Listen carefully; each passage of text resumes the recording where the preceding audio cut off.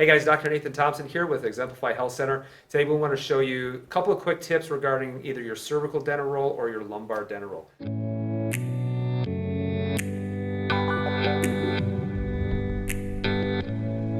First one we want to go over is your cervical Denneroll. So when you're using this, remember the higher side is going to be closer to the skull, this lower side is going to be closer to the shoulders. So we have three different settings, and we'll tell you which one we want you to be at, either lower cervical, mid cervical, or upper cervical, or upper part of the neck.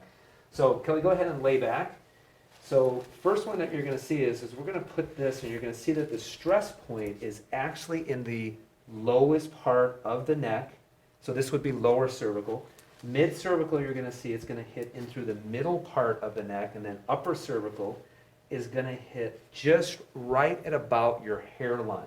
So you're going to see there's different points of tension when you're doing your Denneroll depending on where you're actually placing it at.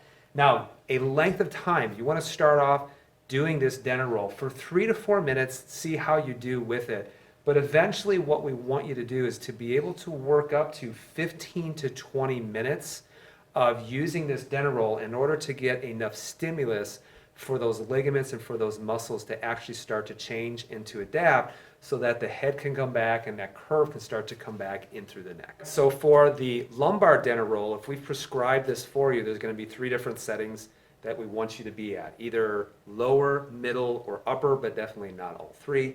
So for this is a little bit different than the cervical Denneroll. So if we prescribe this for the lower, Kelly, go ahead and lay back for me, that this arched part is going to be, I'll go ahead and sit up a little bit more. There you go. The arched part is going to be in the lower part of the back. So you see that high side is going to be hitting right at L5 at the L4 area. Now if we've prescribed, go ahead and come on up, prescribed for the middle part of the back, we're going to go ahead and turn this around, and this arched part is going to go ahead and go straight into the bottom, and then you'll see it will curve around, and where you're feeling that force is going to be in through the middle part of the back. And if we've prescribed it for the upper part of the lumbar, then what we're going to do is we're going to just move that up just a little bit, and where you should feel that force is going to be where your lower back meets your rib cage. All right, so essentially if this is in the lower part of the lumbar spine, you're going to lay on it, and it's going to be like this.